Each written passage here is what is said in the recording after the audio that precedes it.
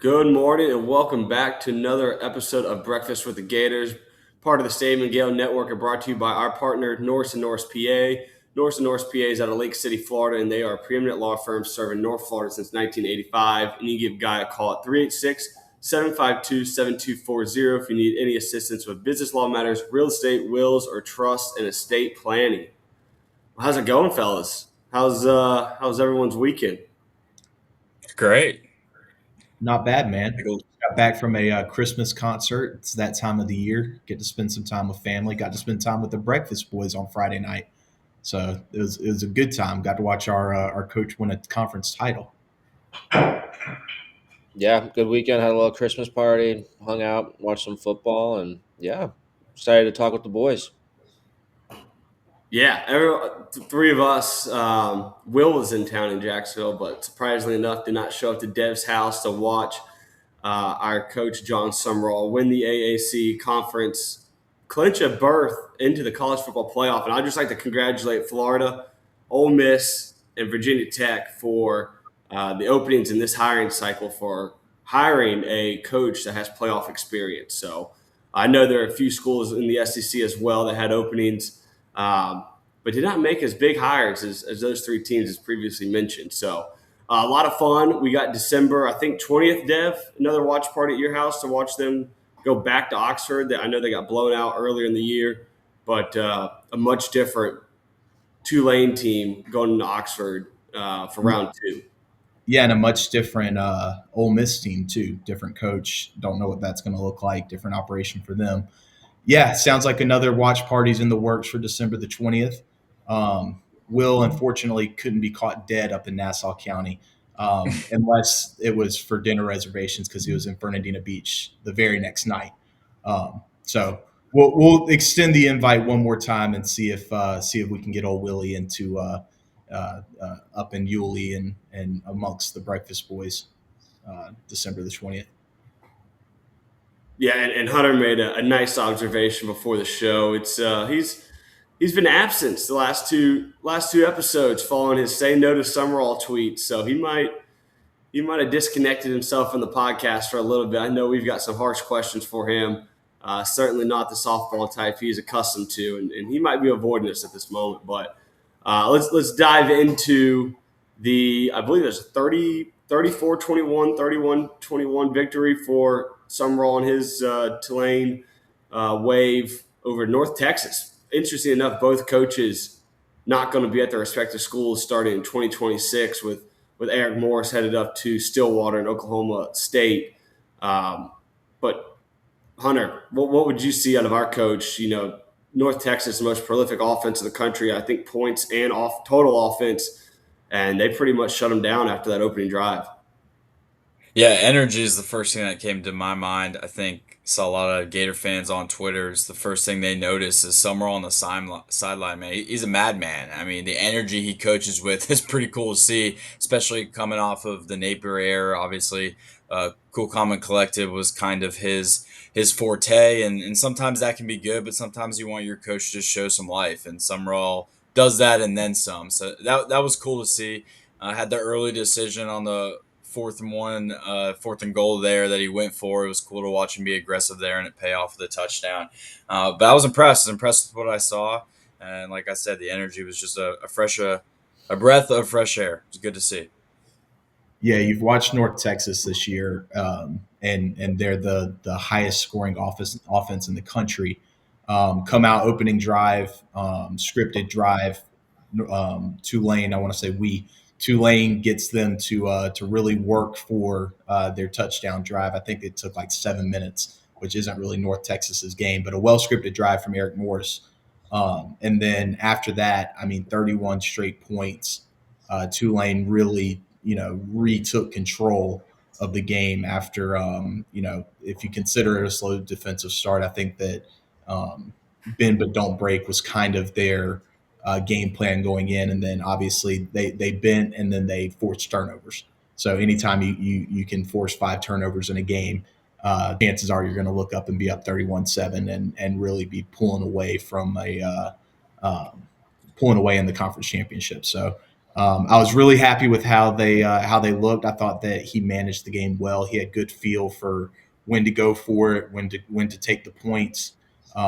There was a couple of times where we were calling out what we would do, and he matched what we said. 4th and 1, he went for it, and then I think it was like a 4th and 4 when it was a one-score game that he could go up 2 scores. He went up 2 scores. So I thought that what I saw, sound decision making. I like to see the fire, the energy. He was running a little slow. Looks like maybe he lost a step from his time at Kentucky, but he was sprinting down the sidelines with their defensive back after they recovered the fumble and returned it for about 25 yards. So got on his horse, showed a little bit of energy. Excited to see how they look in the first round of the playoff. But I thought that as far as dress rehearsals go, I thought that he looked the part on the sideline and has had an excellent first week as the coach of the Gators. Yeah, I didn't get to see much of the game, but from what I did see, I saw him just losing his absolute mind on the sidelines for, I think, a bad call early in the game. Just needing 3 holdback guys. They're all coming to Gainesville, I hope, because that man was absolutely losing it. So, like Hunter said, you love to see that passion. Really awesome to see. And then saw some comments after the game in the press conference from Jake Retzlaff, the quarterback, which was really encouraging to see. He was raving about Sumrall and the coach, saying how much he lets it be a player's locker room. But that's about all I saw. But I'll probably go back and watch a little bit, and looking forward to them play Ole Miss as well. Well, fellas, we've got ourselves a special guest. We always joke about this is a family show. That's usually just due to our language. But with Will's absence, we are bringing along his brother, Paul Norris. Paul, welcome, my man. How you doing? Thank you for having me. You guys can hear me all right? We hear you just fine, my man. Alrighty. Well, it's a once-in-a-lifetime opportunity to be on Breakfast with the Gators. I got to join. What would Will say right now? We've been talking about Tulane, talking about John Sumrall. He started the Say No to Sumrall movement on Sunday. We need him to answer for what he was tweeting a week ago. He hasn't been back on a show since. So tell us. I've been telling him the whole time, we were not wrong. We've only been emotional. That's it. So we're not actually wrong about him. We were just a little early. That's about it. I love the fire that he shows. What else? What else would Will say? I don't know. I told him if I joined, he may never podcast again because I might just take his spot. So that's one thing. Man, Jackson's putting me on the spot here. He won't let me. We are. Did you watch the game Friday night, Paul? I caught a good piece of it. I thought that the defense came out with a lot of fire. I expected North Texas to put up a few more points.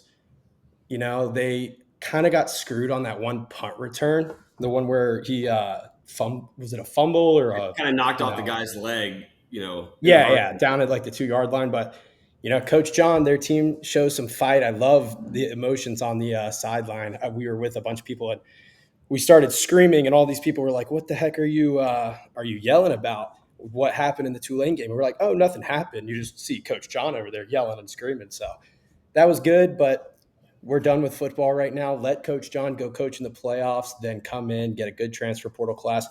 We're on to basketball. Hope the basketball team can keep going well. That's why we have the national championship hat on, and we'll see how he does. And I think the most impressive thing so far, Sumrall, is not just maintaining the composure within his locker room to go win a game like that, to clinch it. It was a playoff game Friday night. For him to recruit both recruiting classes on early signing day this past Wednesday, keep the Gators class intact, the Tulane class together, while also making some coordinating hires, and then go whip North Texas like they did to, clinch a berth into the college football playoff, the first time in Tulane history. So, I can't wait till he's the Gators full-time coach. Imagine what he's going to do when he's 100% locked in the orange and blue. And, it's exciting. I think we all had a little premature thoughts on this just because of the G5 Louisiana ties that we're also doomed by in the previous regime. But I think we're a lot more optimistic now, a week later. Yeah, for them to come out and play as smooth and as well as they did, I thought that was super impressive. You got to think he wins on Saturday night, takes the job Sunday morning, ends up doing a press conference in Gainesville Monday afternoon. Flies in, coaches practice Monday morning, flies into Gainesville Monday afternoon, flies back to New Orleans Monday night. And then to have 2 separate signing days on Wednesday, and then to coach a game on Friday, and for them to look as good and have as good of and sound of a game plan as they did, I came away extremely, extremely impressed. So yeah, and on top of that, making hires. I think that when was Brad White was announced on Tuesday, I believe. Yeah, Tuesday. Yep. And then Buster Faulkner was on Friday, if I'm not mistaken. So just juggling, wearing 2 different hats, juggling 100 different things. I'm excited to see how the rest of the staff rounds in the form, and we can get into the coordinator hires a little bit later. But yeah, he knocked the first week out of the park. Knocked the first week out of the park with a skeptical fan base too, which is I think, very important. I say Sam brought up a really good point too. He mentioned the quarterback's comments after the game. It's funny. You'd think, I mean, obviously, a smaller school like Tulane, I guess you can't blame the guy too much making the jump, but you could understand if some of the players having maybe some mixed feelings. They're in the middle of this run, trying to make a playoff run, and the coach makes the jump. But listen to what they said. Listen to the quarterback's comments. Listen to the assistant coach's comments. Listen to what these guys are saying, and it tells you a lot about him, right? It tells you a lot about what they think about him as a leader and how he's handled this, and how, like Devin said, he was able to juggle both those things but still have a game plan and have his guys ready to play it. It says a lot about who he is as a coach. I thought the recruiting, I'm not, as I've gotten older, I'm not nearly as plugged in there, follow recruiting nearly as much as I do, but I thought that was incredibly impressive to keep 2 classes together. And he stuck true to what he said at his press conference. He's not going to take anyone from Tulane. He wants them to sign to Tulane, see that through, and to keep all of the top commits that we did have. And I'm not going to compliment the guy that's in the over here to me too often, but kind of goes to show you that Billy Napier did recruit the school, not himself, and we were able to kind of keep that class together. And yeah, I thought Sumrall to have the signing class for both Florida and Tulane was very impressive, and to go win a conference championship days after, and incredible work. Yeah, and some news Friday for our boy in black behind Sam. Sunbelt Billy the boy is reconnecting at James Madison. So They're back. Summerall takes a team to the playoff. It's coming to Florida, and now our fired coach is taking over a playoff-bound team as well. So all sorts of confusion this week. Paul, well, I mean, how God happy are bless you those Billy Napier poor finally- Virginians that have to deal with Billy Napier now. I saw them on Twitter. They were asking for an offensive coordinator. You guys hired one. All right. You hired your offensive coordinator already. That's not coming. I can tell you that. So, I mean, good, I guess good for Billy Napier. I honestly think he'll probably do pretty well being in the Sun Belt, back where he belongs. You know, he'll be able to recruit well. He'll get people to play somewhat up to their potential. He's just not a Power 4 coach, but we'll see how he does. I don't really have that much ill will towards him where I hope he fails, but if he ends up taking JMU to the playoffs and they win a playoff game before we do, I will be very upset. Well, he made sure to send out a good first message to the James Madison faithful. Just normal ChatGPT copy and paste. Yeah, familiar message that we've all heard before. The culture precedes positive results. Champions behave like champions before they're champions. They have a winning standard of performance before they are winners. I guess he hasn't followed much James Madison football over the last 3 or 4 years. If he thinks that he has to strip it down and turn them into champions before he starts, but James Madison, they've been a machine with. I mean, the last 2 coaches that have gotten hired there, Kurt Signetti, not bad, and then now Chesney going up to UCLA. So if there's any good situation for him to step into, I would say that James Madison back at home in the Sun Belt is just the perfect situation for a coach of Billy Napier's caliber. Future Purdue head coach Billy Napier. When that happens, you think he sends a farewell letter to the James Madison faithful online? Of course. It will be funny to see though, like what because I think he will, because like Paul said, like I think he's probably going to do pretty well. Like he knows the Sun Belt and James Madison, they've been very good, and he's going to have resources, and yeah, it's going to be crazy because someone will hire him. He's got PFT commenter as a booster, donating to the program. Like that helps. Billy Madison. The one thing I'm Billy curious Madison. about, though, is when he was at Louisiana, the transfer portal wasn't so crazy. And now, like, you get these freshmen that are coming to James Madison, they could be playing somewhere else in 2 years. So he's not going to have the time to develop the Osiris Torrance that he had at Louisiana. So that would be his downfall if I think he was not going to pan out there. It's a good point. Very valid. Yeah. Dev, I thought you sent an interesting little note on Sumrall. Talking to our show when he got hired, now you're looking beneath and kind of opening up a little bit more about Sumrall and his time at – is this just his record at Tulane against the spread, or is that his all-time? That was all 4 years as a head coach. All 4 years at Tulane, at Troy and Tulane. So 35-18 against the spread as a head coach. We'll take that.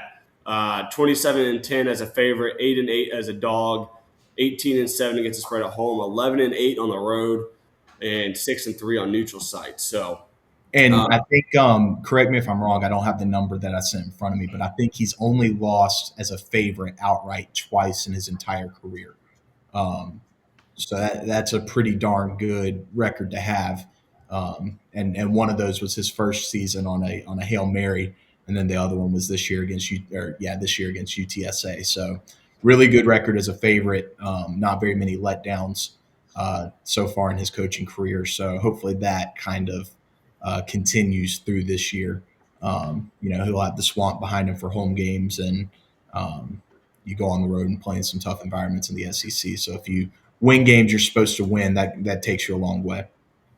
Yeah, I remember those one possession games kind of made us a little bit nervous despite his good record. But once you dive a little bit deeper and see where he was metric-wise as a favorite, sounds like he won the games in a manner and a margin he was supposed to. So appreciate that tidbit. And let's dive into a little bit of the hires. You mentioned he's wearing 2 hats right now. Tuesday comes out and he hires Brad White. I think, that entire Kentucky staff is about to get turned over with Mark Stoops, who was, I believe, the previously longest tenured coach in the SEC until Sunday's firing. So we snagged Brad White, 7 years as defensive coordinator. Dev, what are your initial thoughts on bringing him to Gainesville?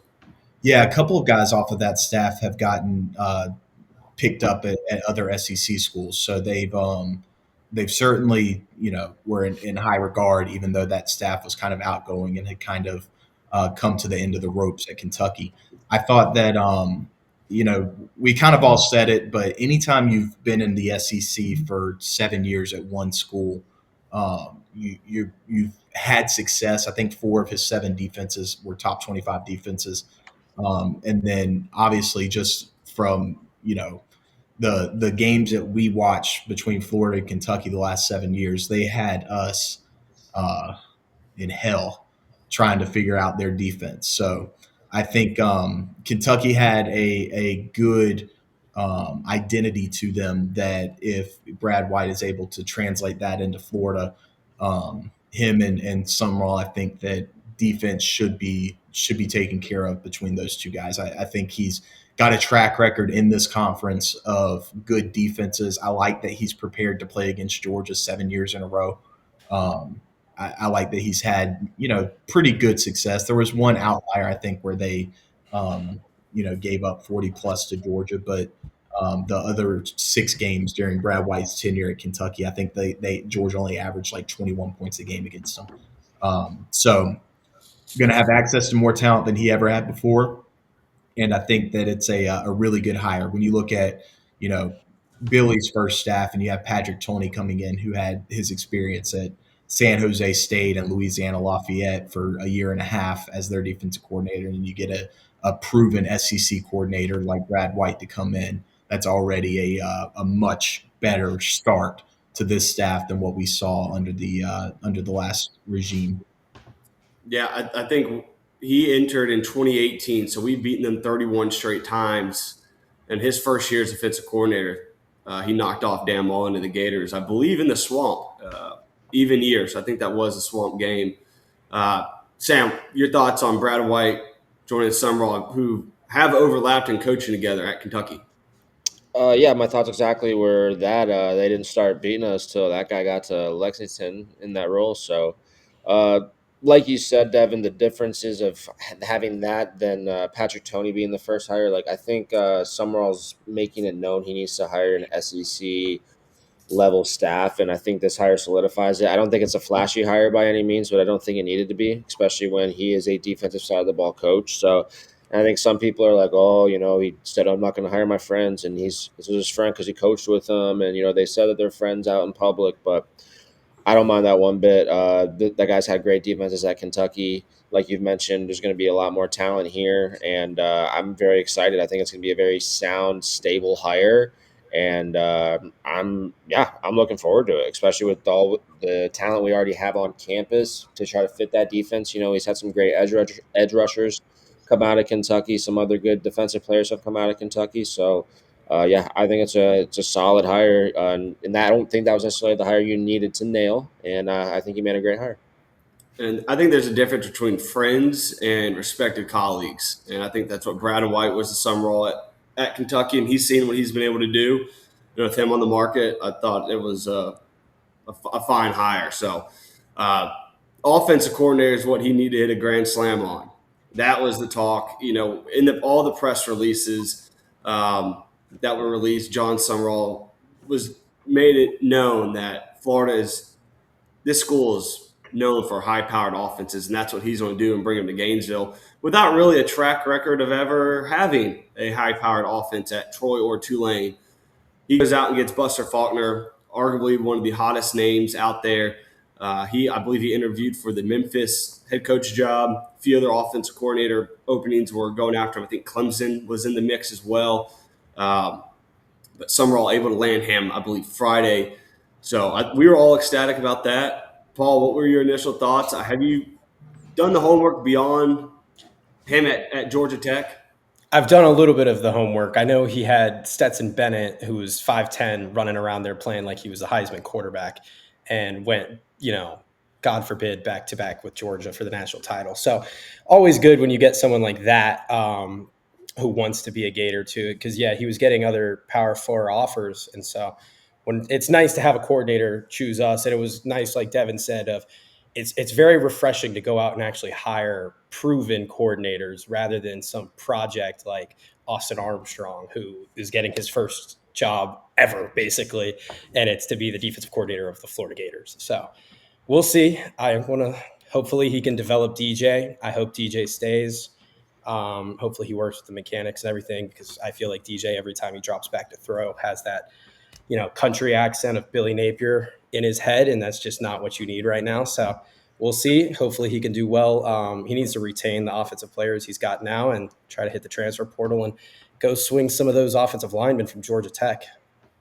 Yeah, and Hunter, none bigger than your boy Jaden Ball.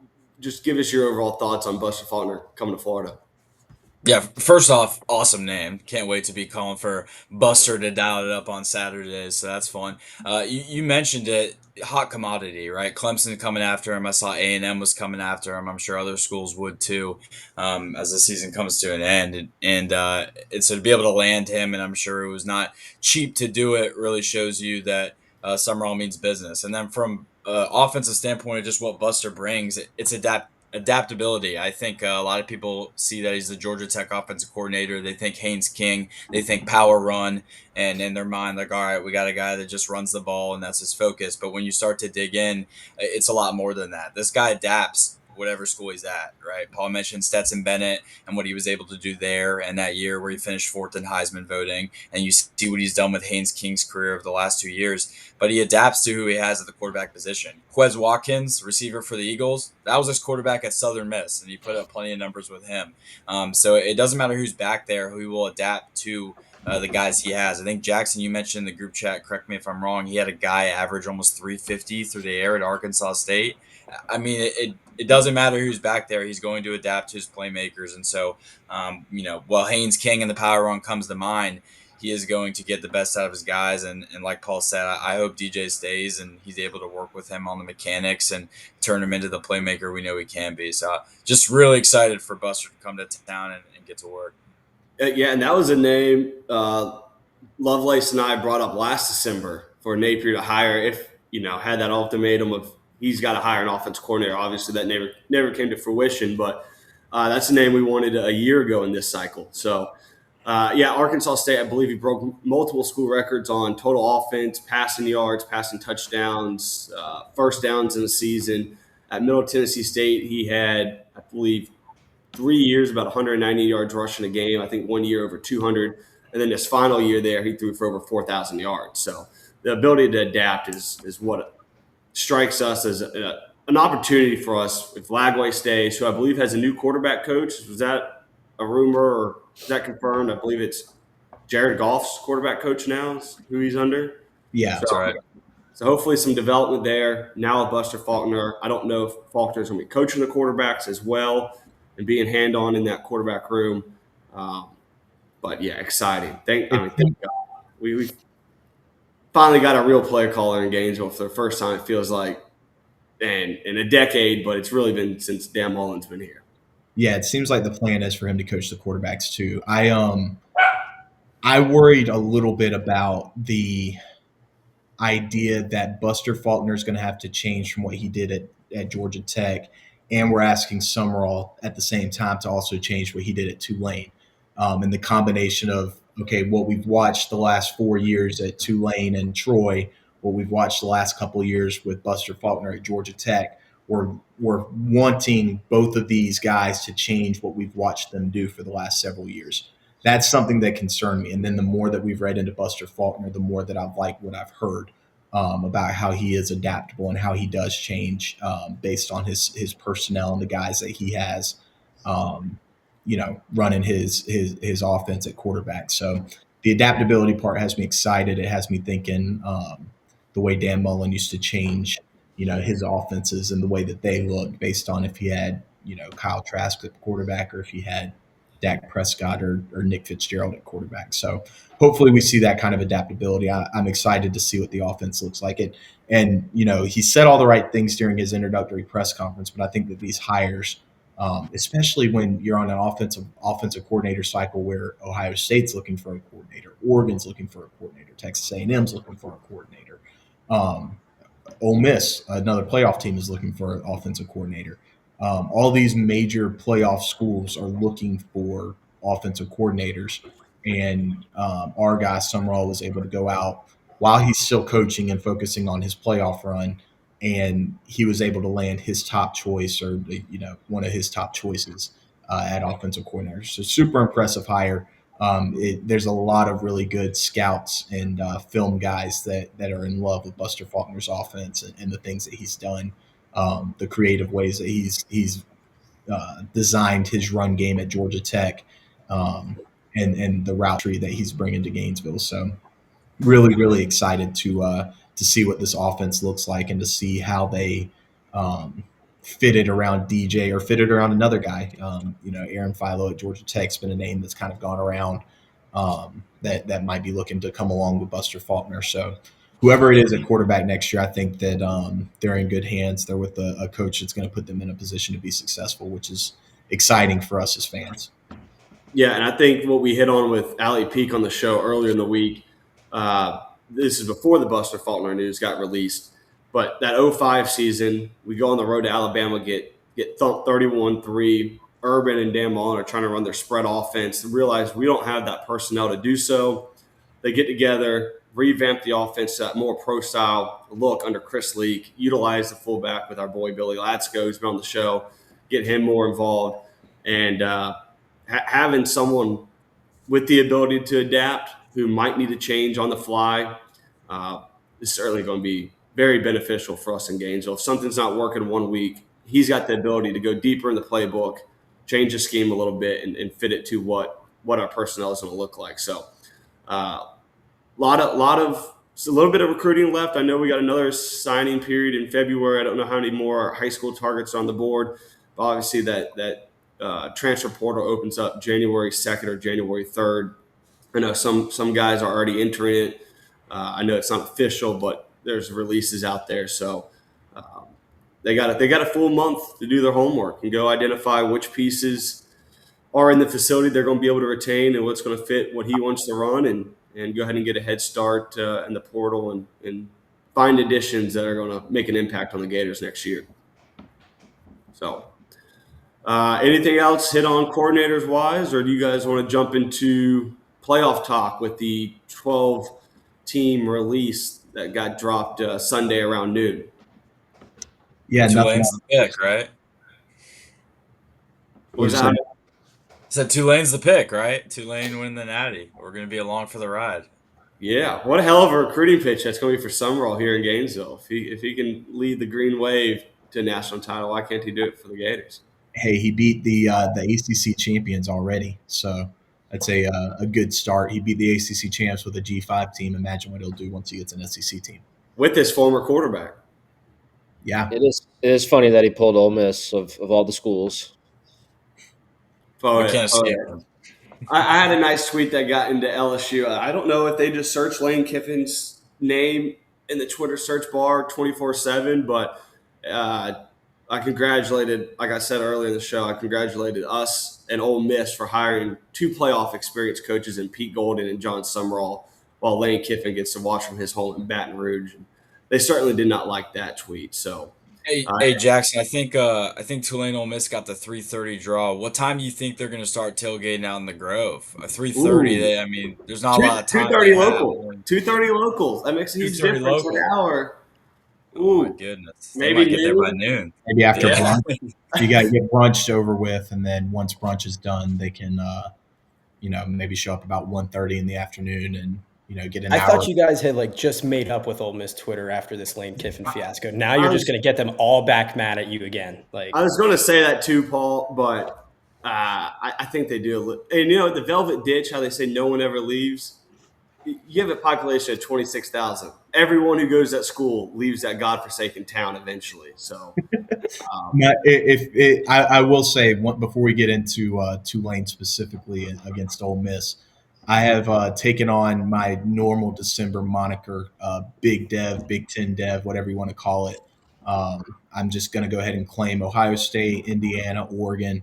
I will claim Ole Miss and Tulane too. Anybody but Georgia this time of year.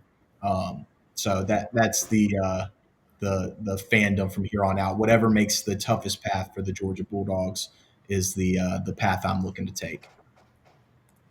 Texas Tech sleeper. Texas, I think Texas Tech is they got the 4 seeds, so they'd play Indiana in the semifinals. I think they could give everybody in the 12-team playoff hell with their defense. I don't know if you guys watched that Big 12 championship yesterday, but they've eaten BYU's lunch both times they played them. I think, Sam, did you text us that all 12 of their victories are by 20 or more points? First time since I think Florida State did it in 2013, and then Alabama did it, 7, 8 years ago as well. Both of them ended up in the national championship game. Alabama lost, but nonetheless, just what an impressive year out of those guys. Yeah, they beat teams. Only guy that beat him this year is my guy Kenny Dillingham. Crazy. Right. Oregon's going to beat them when they play them. They rolled through James Madison, and then that 20-point win streak, I think, is enjoy it while they can. I'm not a Texas Tech hater. I'm just not a Texas Tech believer. All right, let's go around the table real quick. Who do you think is kind of your sleeper? That maybe, let's just say, that didn't get a bye, that could make their way into the national championship game. I'll start with you, Sam. Oh, I mean, all the way to the Natty. I don't want to give. I would say if you're saying Natty sleeper, I'll go the winner of Miami Texas A&M. Well, who's going to win? Well, that's what I don't say. I could really see Miami winning that game. So when you said sleeper, I was going to say Miami, but then you said Natty. I think Texas A&M might fare better in the long haul if they're able to get through. I know that's very contradictory, but I don't know. I really can see Miami winning that game. I don't know. I hate to say it, but I can't wait to see Carson Beck with Cassius Howell breathing down his neck. So Unfortunately, I agree with Sam. I think Miami has probably the easiest path to get to the Final Four out of any of the teams that are 8 or higher. I think as long as Carson Beck doesn't turn the ball over, I think Ruben Bain can wreak havoc. I'd rather be forced to watch grass grow outside than watch Miami win a national title, but I think they could make it as a sleeper. Very unfortunate. They whisper your successes and they shout your failures. I think before the season, I said that Miami would be better than LSU because of their lines of scrimmage and how good they are on the offensive and defensive line. And that kind of turned out to be true. I think that they, had a couple. I'm not in the business of complimenting Miami, but they really they struggled and then figured it out down the stretch. Obviously, their head-to-head win over Notre Dame kind of got them into the playoff. But I think that that's a dangerous team. I would not be surprised if they went into College Station and beat Texas A&M. I don't think that they're better than Ohio State. I still think Ohio State and Georgia are probably the two best teams in the country, even after Indiana beat Ohio State last night. I think that whoever wins that Final Four game is going to win the national championship. But I do think that of those non-bye teams, I don't think Alabama or Oklahoma is any good. I think Oregon's good, and they have an easy path. So I think that they're going to end up in the Final Four. But I do think that Indiana beat them in Eugene already this year. So that's a side of the bracket that I think Indiana is confident that they can make their way out of. Even though Indiana will be out talented against Oregon, against Oklahoma or Alabama, so that'll be interesting to see how they fare against an SEC team. But in the bottom half of that bracket, man, I don't think that Tulane or Ole Miss can beat Georgia. I think that Miami and Texas A&M is the most interesting game in that first round. I think Miami wins it, and then I think you end up seeing Georgia and Ohio State play in the de facto national championship. I think whoever wins that game ends up winning the national title. Hunter, who's your sleeper? As we were, I think Dev just went on monologue and ran through the whole bracket. Oregon would be my sleeper, which he mentioned. I think the only loss this year is Indiana, undefeated 13-0 team. They have a lot of talent. Obviously, Dan Lanning has experience. Obviously, it didn't go very well for them last time they were in the playoff. But I'm looking at Oregon making a run outside those top four teams. But interested to see how far they can go. I do agree with Dev. If we're getting past the sleeper talk into who we think has a chance to win it, I think that class of Ohio State, Georgia, and Indiana is above everyone else, and I'd be shocked if the field over those three teams were to win the Natty. My bad, guys. Somebody has to take on Will's role when he's missing shows. Yeah, if only we had his brother. I'll say, Dev, I disagree with you. I'll take Oklahoma as a sleeper to get to the national championship game out of the teams that don't have a bye. I think defense can win you championships. That's still true in this day and age. They've got some impressive wins. I know their offense has sputtered really the last 3 weeks of the season. They still got John Mateer at quarterback. Any given night he could get hot, and them going up against Indiana. Well, first they got to get past Alabama, but if they play Indiana, I think two really good defenses, two pretty good quarterbacks. But in terms of a sleeper, I'll take Oklahoma to get to the Final Four and championship game. Their offense has just been so bad, and maybe these couple weeks will get Mateer healthy. It's just hard to imagine Oklahoma making that kind of run. But I could say that with any team that did not get a bye, but if we had to pick, it's Oklahoma. Real quick, before we jump to Gator basketball, name your national champion. Dev, we'll go around the table. I'll go Ohio State. Like I said, I do think that Georgia and Ohio State are the two best teams in the field. I think Indiana, they've been so impressive, and I'm really like, it's one of the coolest stories in the history of college football. I think what they've done. It felt a little bit like they accomplished what they set out to accomplish in the Big Ten championship, and I think that it's going to be hard to replicate that through a playoff run. So give me Ohio State beating Georgia in the Final Four, and then Ohio State repeating in the national title. They're not going to miss 27-yard field goals every game. Paul? I can't take Georgia. I'd like to take Tulane, but I won't. I'll take Indiana. I'd rather see them win than anybody else, unless if it's not going to be John Sumrall. I love what Signetti has done. It's honestly just like the coolest story of you come in there and you call your own shot, and you go in there and everybody expects, okay, we'll be 7-6 at best as long as we beat Purdue, and he says, no, I'm going to go beat Ohio State, beat Penn State, beat Oregon, beat all these other teams because I win. I'm the best coach in the country. So I would like to see them win. I think the Fernando Mendoza story is great. I think they have a great defense. Hopefully they get the Omar Cooper guy healthy, as he got hurt last night. So they'll need him, but I'd rather him than those bastards at Georgia. Anybody but Georgia. Hunter? Agree on anybody but Georgia. I'll take Ohio State as well. I'm kind of with Dev. One, it's hard to replicate it, right? You just beat them, and it was an impressive win, and what they've done is really impressive. It'd be hard to do it twice if that's what it came down to. It'd be an awesome matchup to see Indiana, Ohio State in the national championship. I'll be rooting for Indiana, like Paul said, but Ohio State would be my pick. Oh, my turn. Sorry.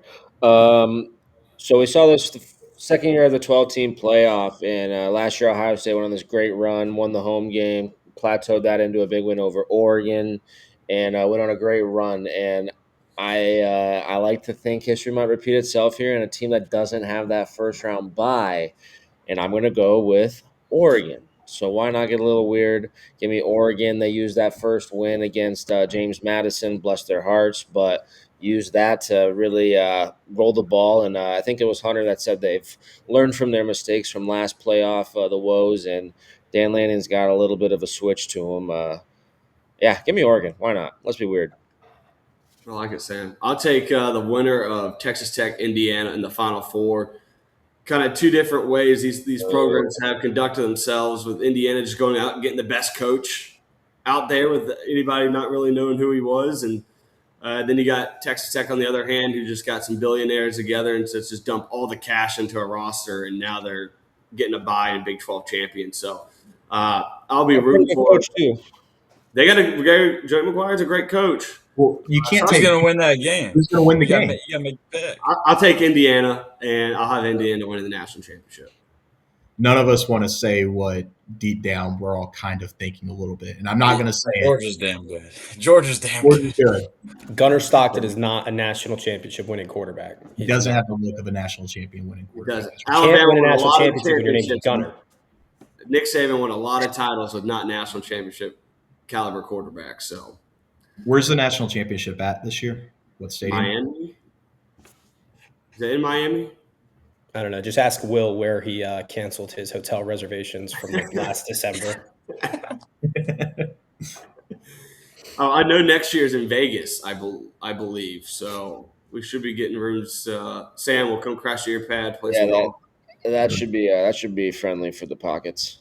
Yes, but let's get into some basketball talk before we wrap up. I don't think we had a show before our game in Cameron Indoor. Gators go on the road, fall to Duke. I think the third-ranked Blue Devils, 67-66. Just kind of a wide range of emotions watching this one. Down 12, Duke ends the first half on a 17-5 run, goes up 12 at the break, comes out in the second half, goes up 15, and then Alex Condon and the boys just turned it up to another level, and eventually took the lead with, I think, 31 seconds left off a Boogie Flan triple.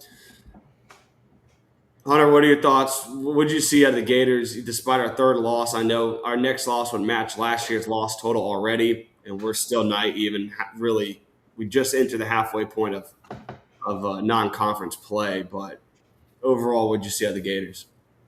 I saw the boys fight, as we all did. We saw them fight. It looked like it was going to get away from us, and for a second, I mean, it nearly did, right?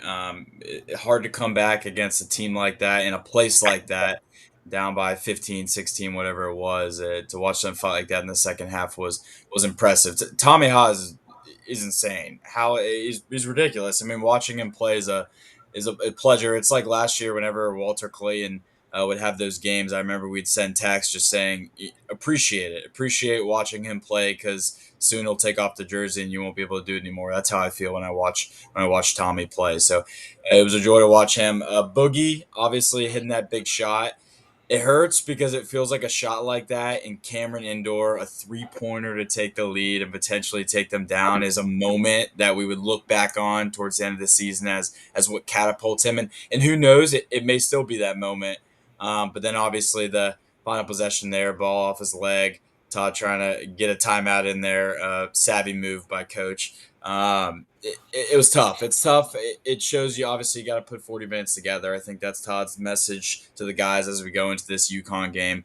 You gotta put a complete game together. And that first half offensively was just so poor that even though we did overcome that deficit, it ended up being too much. So it was tough. It looked loud, Jackson. I'm sure that Boogie Flan 3-pointer, that place got quiet, and then when they hit the 3 to take the lead back, I bet it erupted. Well, the crowd pop for the Boogie Flan 3 was pretty impressive. I was told by several Duke fans in attendance that was the most road fans they've seen in a long time in Cameron Indoor. So shout out to the Gator Nation that drove in from wherever, from Atlanta, from Charlotte. There's a large Gator contingency really everywhere in the country. So we haven't played there since 1998. It was great to see the Gators make that trip. But yeah, when Isaiah Evans hit that 3 with 18 seconds left, it was deafening. I've never heard an arena, a football stadium, quite like that in my life. You couldn't even see straight. It was so loud. It was pretty incredible what those Cameron Crazies can do. But we certainly gave it our all in the crowd with the Gator fan base. We tried our best to get those boys home with a victory, but a 1-point loss. Dev, what'd you see out of the boys? Yeah, I was proud of the fight. You get down by 15 points against a top 3 caliber Duke team in Cameron Indoor. There's not very many teams in the country with the maturity to be able to fight back from that. I thought that you saw our front court play like you expect our front court to play. I thought that they were dominant. They, you know, handled Boozer. He went for 16 in the first half, and I think we held him to 16 for a pretty good portion of the second half. He wound up, I think, in the 20s. But I thought that I was proud of the front court. Thought Boogie Flan started figuring it out. The mid range game, he looked more comfortable, more confident, and obviously hit the big shot there at the end. But I keep going back to we have 3 losses, and 2 of them are to 2 of the 3 best teams in the country on a neutral floor. That's not really a neutral floor out in Vegas, and then in Cameron Indoor. And you're competitive, you're in it, have a chance to tie or take the lead at the end of both of those games. And the ball just doesn't get the ball doesn't bounce your way, the shot doesn't fall. The game that's disappointing out of our non-conference slate so far is the TCU game, only because I didn't feel like we came out ready to play. We talked about it before, but that was the second smallest team in the country, and you let them, match you in rebounding. I think we out-rebounded them by like 2. So we just didn't come to play hard that night. Cross-country road trip, Thanksgiving Day, just didn't come to play. So that's a disappointing one.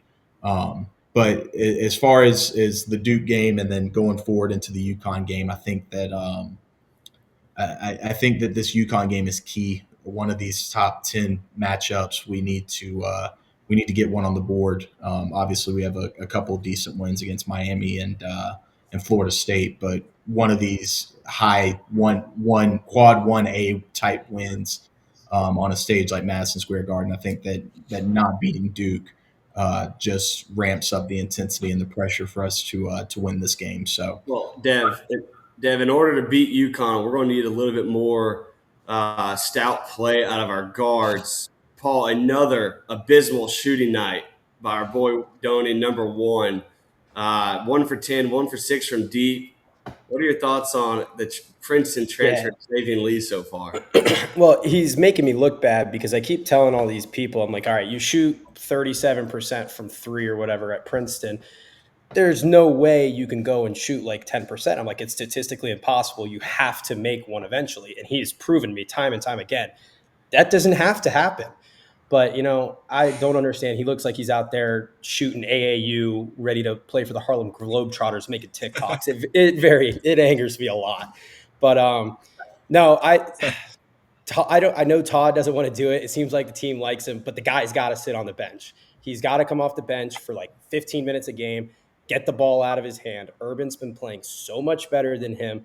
And I don't know if it's just like the dynamic of the way the team works, of why he's still starting, why he's still being a primary ball handler. Like, the guy's got to sit on the bench. You have to do something to change his mentality, to light the spark.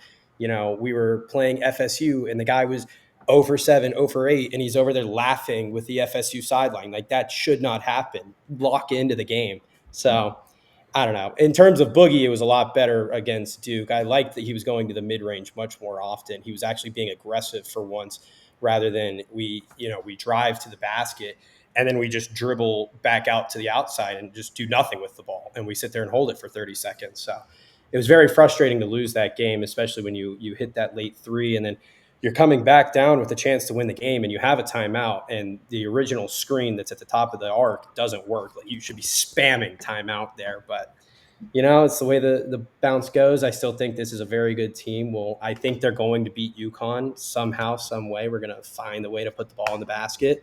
So we'll see as they go.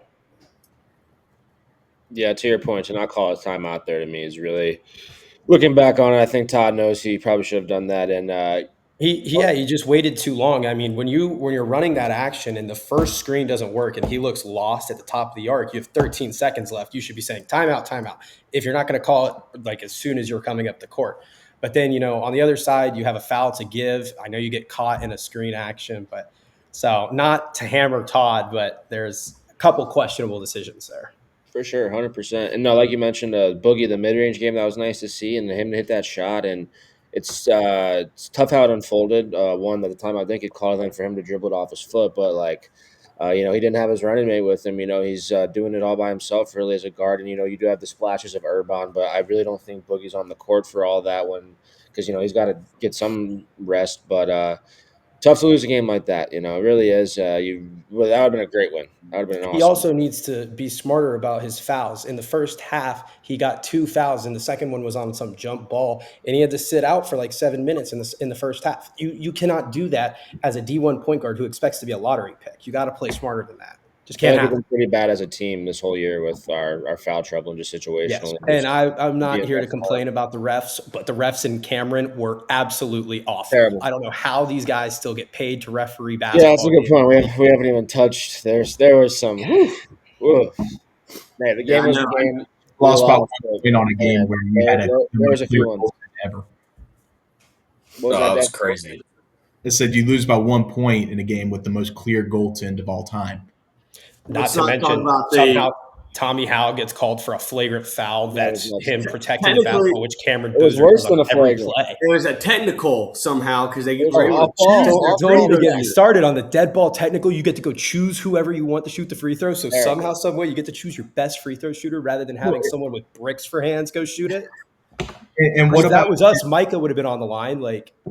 And what about when they hit a three, but there was an under the basket foul called that all of a sudden happens? Apparently, the foul happened before the shot, so they got the basket to count and the ball. I mean, it was atrocious. It was a terribly officiated game. Todd did admit after the game that you got beat Duke by 10 in Cameron because you're not going to get the 50-50 calls. We only beat him by about 5 or 6 that night. He had some choice words for those refs all night, and certainly so did us sitting behind the bench, letting them have it. Just an all-time bad night with the referees. And it feels like we're the defending national champions, and we haven't gotten one whistle this entire season. Respect, Todd. It's ridiculous. You just won a national title. John Shire has nothing over there, and he gets to get a review, not a challenge, a review. Because he just asked for it. That's a challenge. He already used his. The whistle against TCU was awful too. I mean, it's ridiculous. It wasn't great against Arizona either. Just brings me back to these refs like Doug Shows and Tony Valentine and Ted Valentine, Tony Green. I don't understand how they get repeatedly asked to referee basketball games. They're terrible. It's and I doubt with the home environment we're about to get inside Madison Square Garden for UConn and our boy Hurley, it's not going to get much better moving forward. So big one in Madison Square Garden Tuesday night, 9:00. I believe it's part of the Jimmy V Classic. Second game of that evening, and I know they got solo ball. They're 7th in Ken Palm. This will be our 3rd opponent in the top 7 of Ken Palm this year, which is pretty remarkable considering this is our 9th game. But yeah, this is a must-win. There's no other way to spin it. You got to go up there. It's going to be a hostile environment with the primary folks being UConn attendees, but you gotta go prove it now with your guard play we've had so far. We gotta go find an identity, and there's not a better place to do it than the Mecca of basketball. Yep. The SEC is a little down this year too. I think that we'll benefit from that in the fact that I think that we will. I still, think we're the best team in the SEC, despite some of the struggles during the non-conference play. But then you got to question whether you're going to get those same kind of opportunities that you got last year to get the quad one type wins that you played every single night in the SEC a year ago. Yeah, and if you're watching this team from afar, and we got to March, and let's just say they weren't our favorite team, but we got hot February, March, we'd be looking at this team as a 3 or 4 seed in the brackets. Like, wow, this team they struggled a little bit in the early portion of the non-conference schedule, but they only lost by 6 to Arizona. They lost by 1 to Duke. They beat UConn, and they kind of find themselves in conference play getting a little hot. So just because we're fans, you look at them as a 3 seed that can't shoot but has the best front court in basketball that will go and take any team to the brink, but they're going to end up losing in the Elite Eight on some buzzer beater whenever they can't hit it. That's what a non-biased person would say. Correct. Yep. That's a good evaluation. Yeah, I think we're slotting right in that 3-4 area right now, and I kind of like it. But I still think they have the potential to go back to back. You just got to shoot the ball better, which easier said than done. But by March, we're going to be that nightmare 3 or 4 seed that no 1 seed wants to be facing in the second weekend. Especially with all the experience that our guys will have. Experience is what takes you through March. That's why Walter Clayton was just so good. He had the experience to go make the shots and create for himself. Imagine having to see our front court that all have national championship rings that they're bringing with them on the bus. That's a nightmare for whoever is the poor 1, 2, or 3 seed that has us in their bracket come March. Yeah. Gators will be fine. Gators will be fine. Well, guys, we appreciate you listening. Once again, make sure you're liked and subscribed to our YouTube page. Follow us on Twitter at BreakfastWTG. Shout out to our boy Paul Norris for jumping on the last minute to join us on the show. Thanks for having me. His brother. Maybe we might have a fan vote after this. Make sure you guys comment if we should switch to Norris Brothers seats and have Paul on full time or not. But people sometimes get tired vote. of Will's rants. I know I do, but they just had to listen to me yell about Duke and the refs for 5 minutes. So they should see me when I'm not on a podcast. Somebody's got to put Florida first. I haven't even gotten into Scott Strickland. Which, real quick on Buster Faulkner, Georgia Tech fans were saying that this was a downgrade hire or like a lateral move to Florida. Scott Strickland, how dare you let Georgia Tech fans say this about the University of Florida? It is embarrassing. I hope he finds this. Thank you, Paul. Appreciate it, Paul. Thanks, guys, and we'll see you again for another episode of Breakfast with the Gators. Go Gators.